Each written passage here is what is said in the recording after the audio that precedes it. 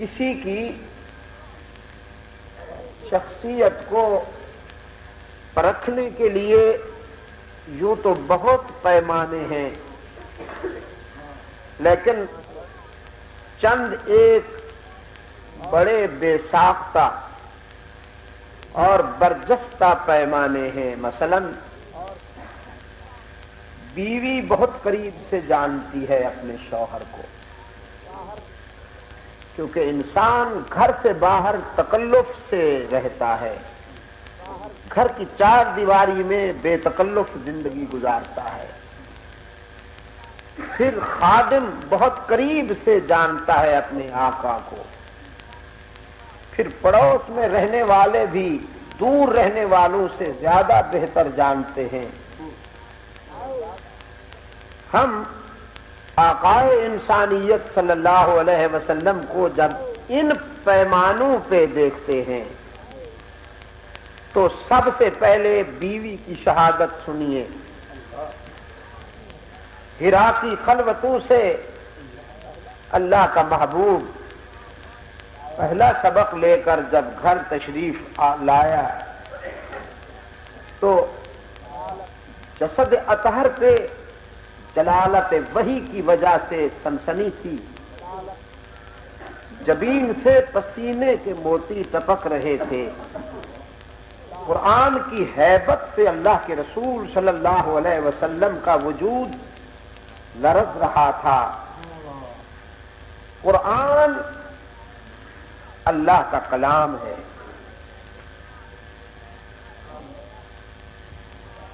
اور اس کی جلالت اللہ کی جلالت کی نمائندہ ہے۔ ایک مقام پر خود حق تعالی فرماتے ہیں،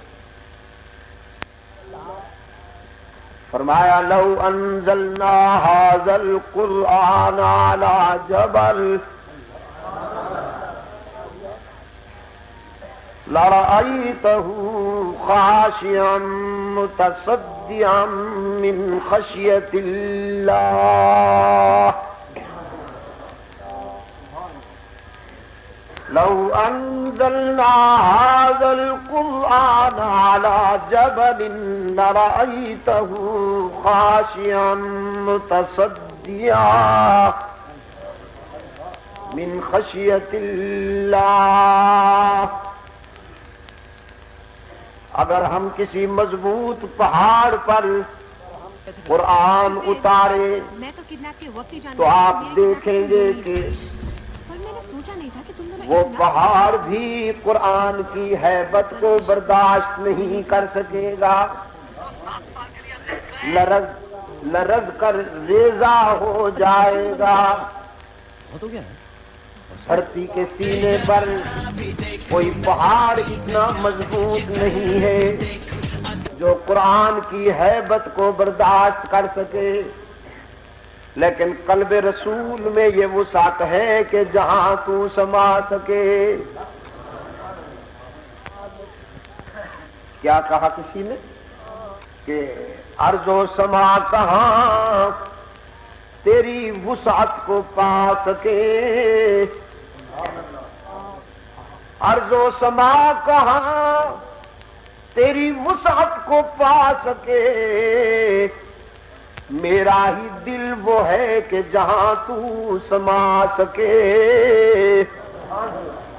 پہلا سبق لے کر حرا کی خلوتوں سے اللہ کا محبوب خانوادہ رحمت میں تشریف لایا۔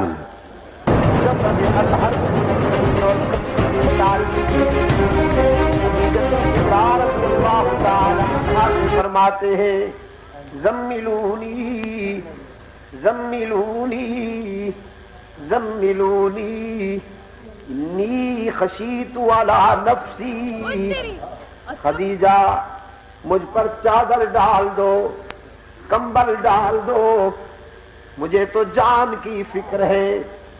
خدیجہ نے چادر بھی ڈال دی، کمبل بھی ڈال دیا، پھر وفا رفیقہ حیات بن کر سرہانے بیٹھ گئیں، مد بھرے لہجے میں کہنے لگیں مد بھرے لہجے میں کہنے لگی کلا واللہ لا یخزیک اللہ ابدا انک لتصل الرحم وتحمل الکل وتکسب المعدوم وتقری الضعیف وتعین علی نوائب الحق۔ میرے محبوب آپ کوئی لاوارث تو نہیں ہیں، مجھے اس کی جلالت کی قسم ہے کہ اللہ کبھی آپ کو نقصان نہیں پہنچنے دے گا، کیونکہ آپ کے اخلاق یہ ہیں۔ خوشاب کے روشن ضمیروں، کائنات کے اس سب سے بڑے انسان کی رفیقہ حیات گواہی دے رہی ہے۔ بیوی کی شہادت سنیے، کہتی ہے انک لتصل الرحم وتحمل الکل وتکسب المعدوم وتقری الضعیف وتعین علی نوائب الحق۔ آپ کے اخلاق یہ ہیں محمد کہ آپ صلہ رحمی کرنے والے ہیں، جو آپ سے توڑتے ہیں آپ ان سے جوڑتے ہیں، آپ گالیاں دینے والوں کو دعائیں دینے والے ہیں، آپ پتھر مارنے والوں کو دعائیں دینے والے ہیں، آپ کمزوروں کا بوجھ اٹھانے والے ہیں، آپ گمشدہ چیزیں لوگوں کے گھروں تک پہنچانے والے ہیں، آپ مہمان نواز ہیں، آپ سچائی کا پرچم اونچا رکھنے والے ہیں۔ تو جس کے یہ اخلاق ہوں وہ کبھی نقصان نہیں اٹھا سکتا۔ یہ بیوی کی شہادت تھی۔ اب خادم کی سنیے، حضرت زید بن ثابت رضی اللہ تعالی عنہ، جنہیں اسی خدیجہ نے خرید کر کے رحمت عالم صلی اللہ علیہ وسلم کی خدمت کے لیے وقف کیا تھا۔ باپ کو پتہ چلا کہ میرا بیٹا مکہ میں خادم ہے، کسی ہاشمی گھرانے میں خدمت کرتا ہے۔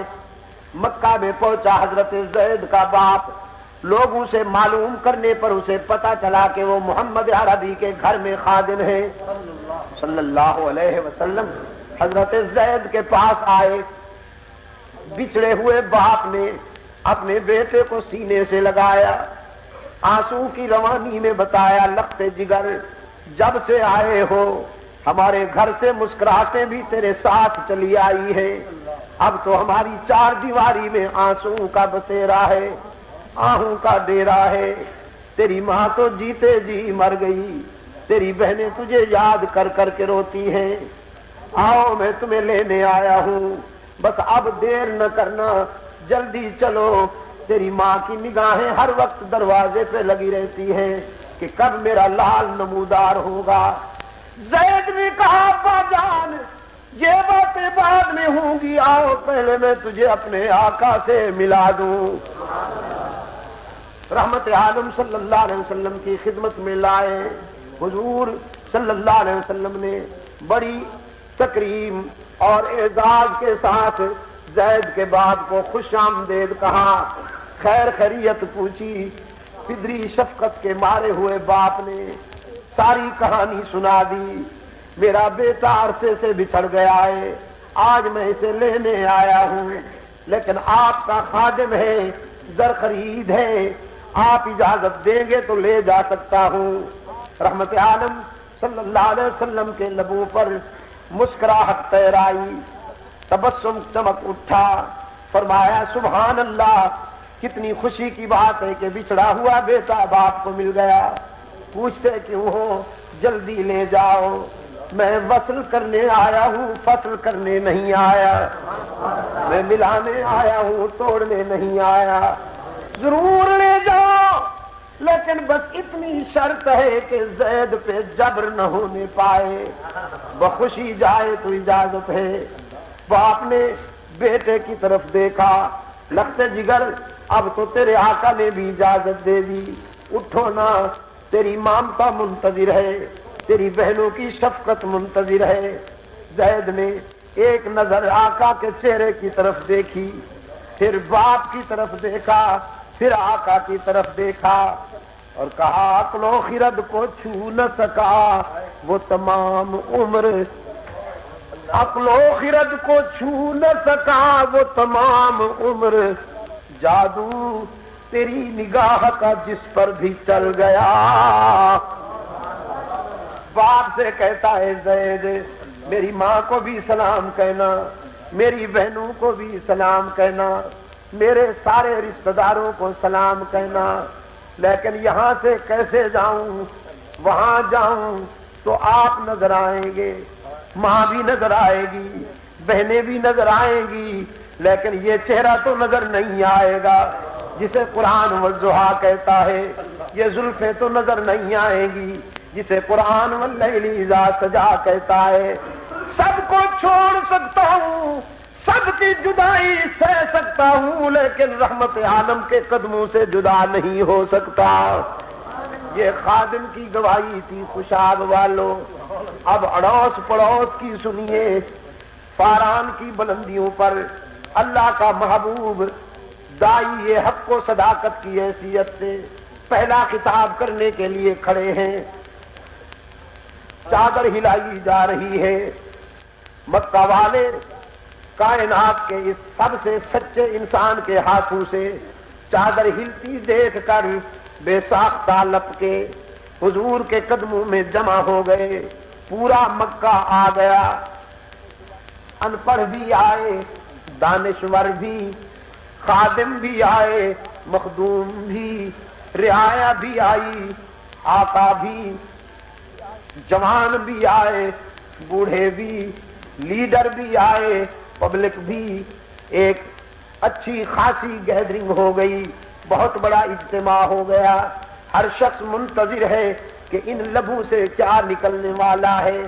رحمت عالم صلی اللہ علیہ وسلم نے فرمایا مکہ والوں لبثت فیکم عمرا، میں نے تمہارے اندر زندگی کی 40 بہاریں گزاری ہیں، آج تمہارے ضمیر پہ دستک دیتا ہوں، بے ساختہ تبصرہ کرو، هل وجدتمونی صادقا او کاذبا، تم نے مجھے سچا پایا ہے یا اس کے برعکس؟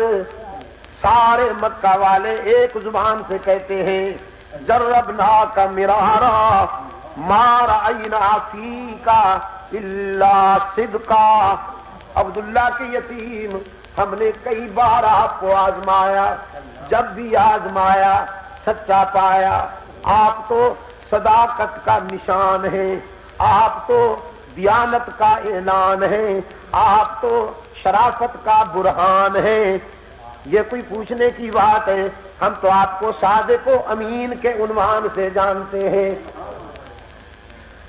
خوشاب والوں، یہ کہہ کر مکہ والوں نے مبالغہ کیا ہے یا سچی بات کہہ دی؟ ہاں، مبالغہ تو نہیں کیا نا۔ مبالغہ تو وہ ہوتا ہے کہ جب تنکے کو شہتیر بنا کر پیش کیا جائے، مبالغہ تو وہ ہوتا ہے کہ جب رائی کو پہاڑ بنا کر پیش کیا جائے۔ مکہ والوں نے کوئی مبالغہ نہیں کیا، بس اتنی بات کہی کہ جو دیکھا تھا اس کا اظہار کر دیا، اس لیے کہ حضور کا بچپن بھی ان کے سامنے، لڑکپن بھی ان کے سامنے، جوانی بھی ان کے سامنے۔ اور بچپن، میرا دعویٰ ہے عزیز دوستو، شاید کوئی سوچتا ہو کہ اعلان رسالت کے بعد آپ صلی اللہ علیہ وسلم کی زندگی پاکیزہ ہوئی۔ میں کہتا ہوں ولادت سے وصال تک آپ کی زندگی کا ہر زاویہ پاک ہی پاک ہے۔ بچپن بھی پاک ہے، لڑکپن بھی پاک ہے، آپ کی جوانی بھی پاک ہے۔ بچپن دیکھیے، حلیمہ سعدیہ جس نے اللہ کے محبوب کو دودھ پلانے کا اعزاز اور سعادت حاصل کی، اس وقت آئی جب رحمت عالم صلی اللہ علیہ وسلم مسند رسالت پر تشریف فرما تھے، اللہ کے رسول کی حیثیت سے تشریف فرما تھے۔ حلیمہ تشریف لائیں، رحمت عالم صلی اللہ علیہ وسلم نے اشارہ کیا، صحابہ نے راستہ دے دیا، حلیمہ قریب آئیں، رحمت عالم صلی اللہ علیہ وسلم کا ماتھا چوم لیا اور بیٹھ گئیں۔ حضور نے خیر خیریت پوچھی، نبیذ تمر کا پیالہ پیش کیا۔ حلیمہ عرض کرتی ہے اللہ کے محبوب آپ کے بچپن کی ایک ادا سوالیہ نشان بن گئی ہے. آج وضاحت چاہتی ہوں. آپ جب میرا دودھ پیتے تھے تو ہمیشہ دائیں طرف سے دودھ پیتے تھے. میں کوشش بھی کرتی تو کبھی آپ نے بائیں حصے سے دودھ نہ پیا، حالانکہ آپ کا بچپن تھا. فطرت مسکرائی، روح کائنات سے آواز آئی، حلیمہ پیغمبر بچپن میں بھی دیوانے نہیں ہوتے، فرزانے ہوتے ہیں. سرکار دو عالم صلی اللہ علیہ وسلم نے فرمایا حلیمہ تیرا بیٹا بھی تو انہی دنوں دودھ پیتا تھا، عبداللہ میرا رضائی بھائی بھی تو انہی دنوں دودھ پیتا تھا. تو اللہ کی منشا یہ ہوئی کہ ایک حصے سے میں دودھ پیا کروں، دوسرے حصے سے عبداللہ دودھ پیا کرے. تو مشیت ہستی کے مطابق دایاں حصہ میرے لیے مخصوص ہو گیا، بایاں حصہ میرے بھائی کے لیے مخصوص ہو گیا. میں اپنے حصے سے دودھ پیتا رہا، میرا بھائی اپنے حصے سے دودھ پیتا رہا. حلیمہ کہتی ہے یہی تو بات ہے، یہی تو بات ہے جو میں پوچھنا چاہتی ہوں کہ عبداللہ تو کبھی کبھی آپ کے حصے سے بھی دودھ پی لیتا تھا، لیکن میں کوشش بھی کرتی تو کبھی آپ نے عبداللہ کے حصے سے دودھ نہیں پیا. سرکار دو عالم صلی اللہ علیہ وسلم نے فرمایا حلیمہ عبداللہ تو دودھ پی سکتا تھا میرے حصے سے، لیکن میں کیسے پیتا؟ میں تو دنیا کو عدل و انصاف کا سبق دینے کے لیے آیا ہوں. اگر میں بھی اپنے بھائی کے حصے سے دودھ پی لیتا تو شاید کسی کے ذہن میں یہ بات آتی جو اپنے بھائی سے انصاف نہیں کر سکتا وہ دنیا کو عدل کا کیا سبق پڑھائے گا. وہ معیار عدل جو دنیا کے سامنے پیش کرنے کے لیے رحمت عالم آئے تھے، اللہ نے بچپن میں بھی اس معیار پہ قائم رکھا اپنے محبوب کو. جوانی کی ایک چمکتی ہوئی ادا، جوانی کی ایک چمکتی ہوئی ادا. تجارت کے سفر پر اپنے چچا ابو طالب کے ساتھ شام کو جا رہے ہیں. تجارتی قافلہ ایک عبوری ٹھکانے پہ پہنچا.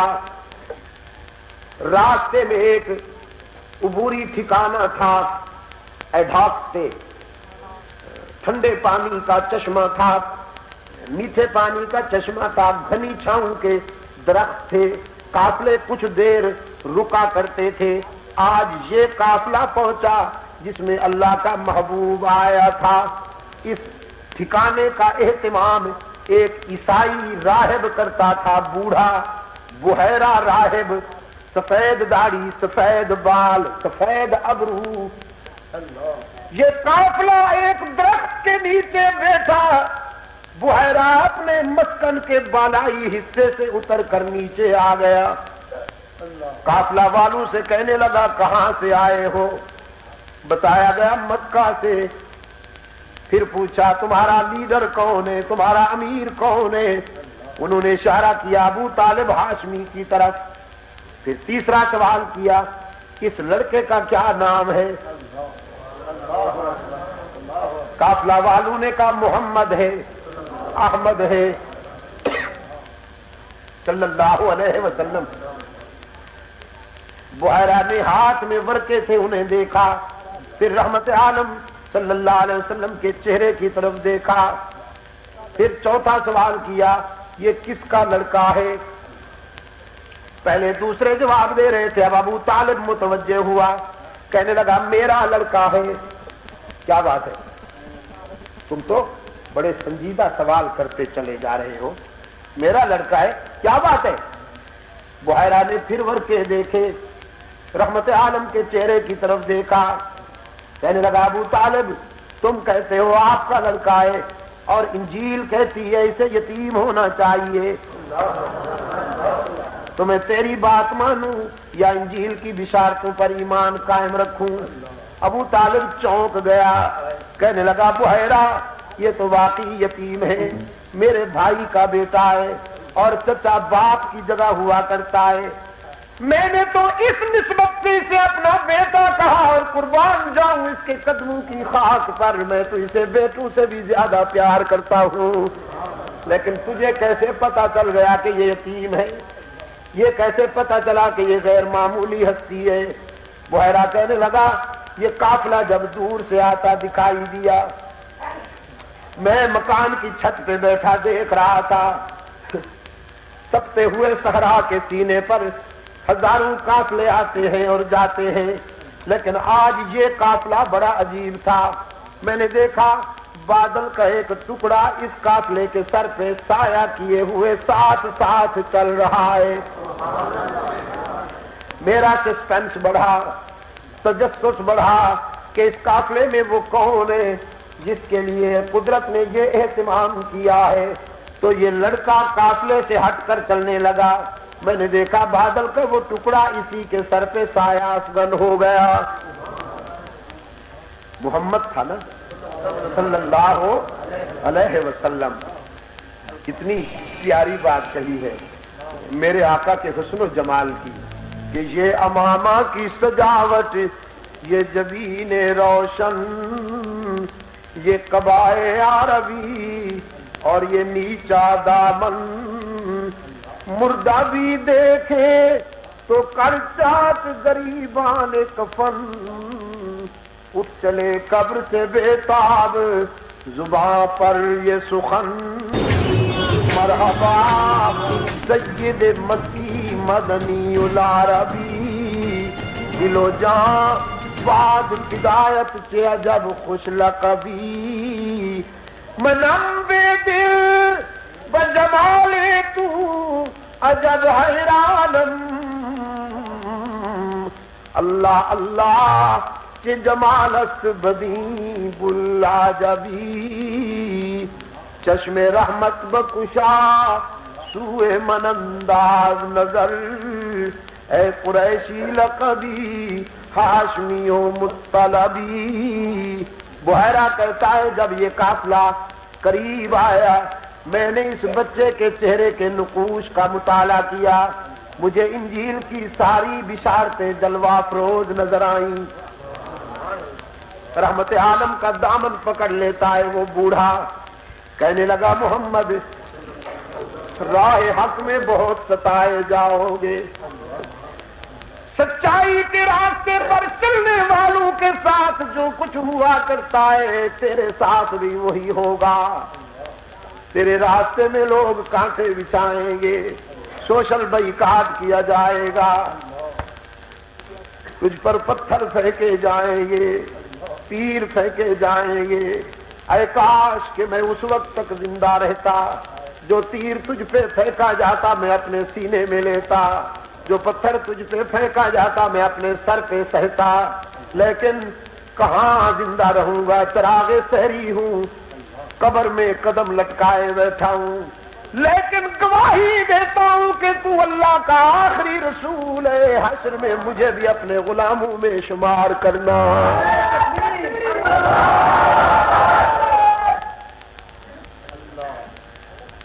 یہ میرے آقا کی لڑکپن کی چمکتی ہوئی ادا ہے۔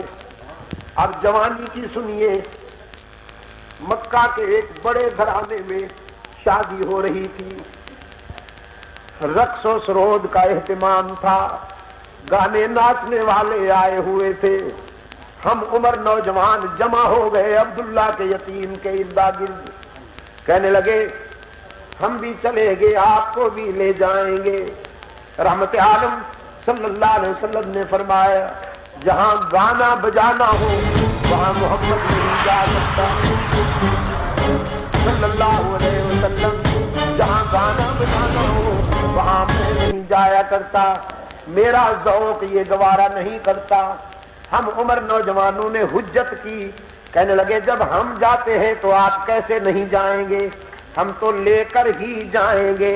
ان کا اصرار بڑھا، رحمت عالم کا انکار بڑھا، اللہ نے کرم کیا، الگ الگ دائروں میں قید اللہ کے پیاروں پر نیند طاری کر دیتا ہے، ہم ان دائروں کے گرد اصحاب کہف کو سلا دیا، نیند طاری کر دی۔ وہ کہتے ہیں چلیے، حضور اونگ رہے ہیں، انہوں نے سمجھا شاید بچنے کے لیے بہانہ ہو رہا ہے، کیونکہ چلنا نہیں چاہتے تھے اس لیے بہانہ ہو رہا ہے۔ سب نے فیصلہ کیا اٹھا کے لے جائیں گے، ہم 10-12 ہیں، یہ اکیلے ہیں، اٹھا کے لے جائیں گے۔ سب نے آستینیں چڑھا لی، رحمت عالم صلی اللہ علیہ وسلم نے فرمایا اللہ نے میرا ویٹ اتنا بڑھا دیا، میرا وزن اتنا بڑھا دیا کہ سب زور لگا لگا کر تھک گئے، اٹھا کے لے جانا تو کہاں، مجھے تو ہلا بھی نہ سکے۔ وہ محفل کہ جہاں محمدی اخلاق کے خلاف بات ہونے والی تھی، اللہ نے اس محفل میں جانے سے اپنے محبوب کو محفوظ رکھا۔ خوشاب کے روشن ضمیروں، اس لیے کہتا ہوں مکہ والوں نے مبالغہ نہیں کیا، جو دیکھا تھا وہی کہہ دیا، جربنا کا مرارا ما رأینا فیک الا صدقا، ہم نے آپ کو کئی بار آزمایا، جب بھی آزمایا سچا پایا۔ رحمت عالم صلی اللہ علیہ وسلم نے فرمایا مجھے سچا مانتے ہو، صادق اور امین کہتے ہو، تو پھر جو کہوں مانو گے؟ کہنے لگے بالکل مانیں گے۔ جیسے ابھی ہمارے عزیز فرما رہے تھے، سرکار دو عالم صلی اللہ علیہ وسلم نے پرکھنے کے لیے ایک مثال دی، اس پہاڑ کے پیچھے اگر کہوں دشمن حملہ کرنے کو تیار بیٹھا ہے تو مان لو گے؟ لیڈروں نے ایک دوسرے کی طرف دیکھا، کہنے لگے ہماری تو داخلہ خارجہ پالیسیاں بڑی مستحکم ہیں، قبائل کے ساتھ ہمارا اتحاد ہے، آج ہم پہ حملہ کون کر سکتا ہے؟ سرکار دو عالم صلی اللہ علیہ وسلم نے فرمایا اگر میں کہوں تو مانو گے کہ نہیں؟ مکہ والے کہنے لگے ضرور ماننا پڑے گا، اس لیے کہ یہ زبان ہی ایسی ہے کہ اس سے کبھی جھوٹ نکلا ہی نہیں۔ رحمت عالم صلی اللہ علیہ وسلم نے فرمایا اچھی بات ہے، تو پھر میں تمہیں آج یہ کہنا چاہتا ہوں، کوئی جنگی ساز و سامان سے لیس دشمن حملہ کرے، تمہاری آبادیوں کو ویرانہ بنا دے، تمہارے بچوں کو یتیم بنا دے، تمہاری بیٹیوں کے سر سے چادریں چھین لے، تمہاری بہنوں کے دوپٹے اتار لے، تمہارے خون کی ندیاں بہا دے، تمہاری لاشوں کے انبار لگا دے، کتنا نقصان اس سے نہیں ہوگا جتنا نقصان تمہارے ہرجائی پن سے ہوگا۔ وہ حلوائیوں شدائی بن جاؤ، کہو میں بھی کہتا ہوں قولوا لا الہ، پھر یہ الا اللہ کی جلدی نہ کیجیے، ذرا لا کا جھاڑو پھر جانے دیجیے، اگر صفائی تو ہو جائے، برتن صاف ہو جائے نا، پھر الا اللہ کی بہار آئے گی۔ ہاں ذرا خلوت تو ہو جائے نا، خلوت تو ہو جائے، پھر محبوب ڈیرے لگائے گا۔ حضرت گنگوہی رحمت اللہ علیہ آخری وقت میں بستر علالت سے سوئے ہوئے ہیں، فرماتے ہیں ہر تمنا دل سے رخصت ہو گئی، ہر تمنا دل سے رخصت ہو گئی، اب تو آجا اب تو خلوت ہو گئی۔ ہاں ذرا لا کا جھاڑو پھر جائے تو پھر بات بنے نا۔ قولوا لا الہ، میں بھی کہتا ہوں تم بھی کہو قولوا لا الہ، لا لا شمشیر براں، کیا کہا سلطان العارفین نے، حضرت باؤ سلطان رحمت اللہ علیہ نے فرمایا چتے غیلا بدستاری، بیا تنہا چ غمداری، مجو از غیر حق یاری، کہ لا فتح الا ہو، جب لا کی تلوار تیرے ہاتھ میں ہے تو ڈرتا کیوں ہے؟ سینہ تان کے آ، اللہ کے سوا حوث میں جو بت تراشے ہیں وہ سارے ڈھاتا جا، غیر کے نقش مٹاتا جا، مشکلوں میں اس کے سوا کسی سے مدد نہ مانگ، مجوز غیر حق یاری۔ سلطان العارفین میرا ہے، میں سلطان العارفین کے خدام میں سے ہوں۔ خوشاب والوں میرا دعویٰ ہے یہ سب اولیاء ہمارے ہیں، ہم ان کے رضاکاروں کے رضاکاروں کے رضاکار ہیں۔ معین الدین چشتی بھی میرا ہے، نظام الدین اولیاء بھی میرا ہے، شاہ ولی اللہ بھی میرا ہے، شمس تبریز بھی میرا ہے، علی حجویری بھی میرا ہے، میرا ہے میرا ہے، دعویٰ کرتا ہوں میرا ہے۔ یہ وہی اذانیں سنتے اور سناتے تھے جو آج حرمین شریفین میں بلند ہو رہی ہیں۔ انہوں نے اذانوں میں ملاوٹ نہیں کی، انہوں نے درود و سلام میں ملاوٹ نہیں کی، انہوں نے سنتوں میں بدعات کی ملاوٹ نہیں کی، انہوں نے توحید میں شرک کی ملاوٹ نہیں کی۔ ان کا وہی ہے جو موحد ہو، ان کا وہی بنے گا جو سنتوں کا پابند ہو، بدعات کا دشمن ہو۔ جو سنتوں پر بدعات کو ترجیح دے وہ اللہ والوں کے دوست نہیں ہو سکتے۔ الحمدللہ سید عبد القادر گیلانی بھی میرا ہے، میں سید عبد القادر گیلانی کے رضاکاروں کا رضاکار ہوں۔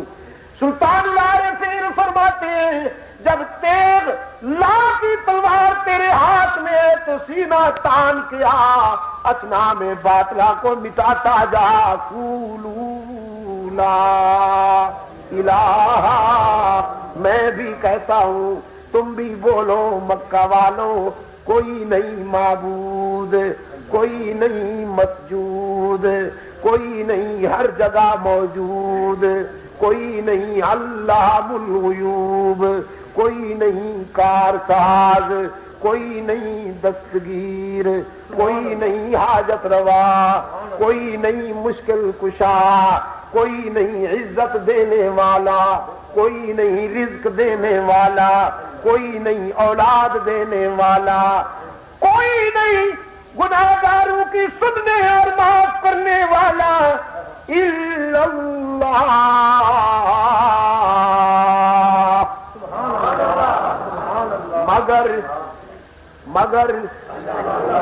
مگر اللہ ہی، بھول جاتے ہو نا خوشاب والوں، اللہ ہی۔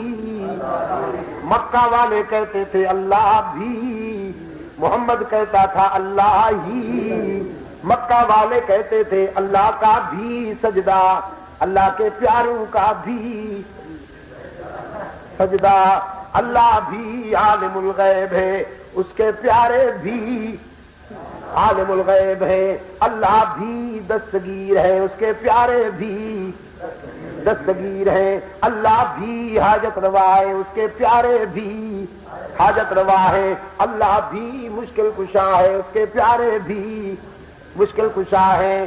ہم ان کو اس لیے پوجتے ہیں کہ یہ اللہ کے پیارے ہیں۔ لات، منات، عزا اور حبل یہ اللہ کے پیارے ہیں۔ بیت اللہ کی دیواروں پر ابراہیم علیہ السلام کا مجسمہ بنا رکھا تھا، اسماعیل کا مجسمہ بنا رکھا تھا، اسحاق کا مجسمہ بنا رکھا تھا، یعقوب کا مجسمہ بنا رکھا تھا۔ اس کے سامنے جا کر کھڑے ہوتے تھے، کہتے تھے اللہ کے نبیوں تم خدا کے پیارے ہو، ہماری سنتا نہیں، تمہاری ٹھکراتا نہیں، ہماری تمہارے آگے، تمہاری اللہ کے آگے۔ سرکار دو عالم صلی اللہ علیہ وسلم نے فرمایا او بد نصیبو، ابلیس نے تمہیں مس گائیڈ کیا، شیطان نے تمہیں دھوکہ دیا کہ وہ سنتا نہیں۔ میں تو یقین دلانے آیا ہوں کہ وہ گناہگاروں کو بھی مایوس نہیں کرتا۔ وہ دیکھیے فتح مکہ کے بعد عرب کا ایک کرائے کا قاتل رحمت عالم صلی اللہ علیہ وسلم کی خدمت میں حاضر ہوا۔ کرائے کا قاتل وحشی بن حرب، جس کو خریدا تھا مکہ والوں نے، بدر کے مقتولوں کا بدلہ لینے کے لیے خریدا تھا، اور اسی کے ہاتھوں سے سید الشہداء حضرت حمزہ رضی اللہ تعالی عنہ شہید ہوئے تھے۔ وحشی بن حرب آیا، کہنے لگا اللہ کے محبوب اگر میں اسلام قبول کر لوں تو کیا میری خطا بھی معاف ہو سکتی ہے، میری جہنم بھی جنت میں بدل سکتی ہے؟ سرکار دو عالم صلی اللہ علیہ وسلم نے فرمایا اسلام قبول کرنے کے بعد صرف ایک بات ہے جس کی معافی نہیں ملتی، باقی ہر بات معاف ہو سکتی ہے. ان اللہ لا یغفر ان یشرک بہ ویغفر ما دون ذلک لمن یشاء. شرک معاف نہیں ہوگا، باقی ساری باتیں معاف ہو سکتی ہیں، کیونکہ مشرک جو ہوتا ہے وہ خطا کار نہیں ہوتا، غدار ہوتا ہے. مشرک خطا کار نہیں ہوتا. ایک ہے غداری، ایک ہے خطا، اور ایک ہے غداری. خطا معاف ہو سکتی ہے، غداری تو معاف نہیں ہوتی. بھائی بیوی سے سالن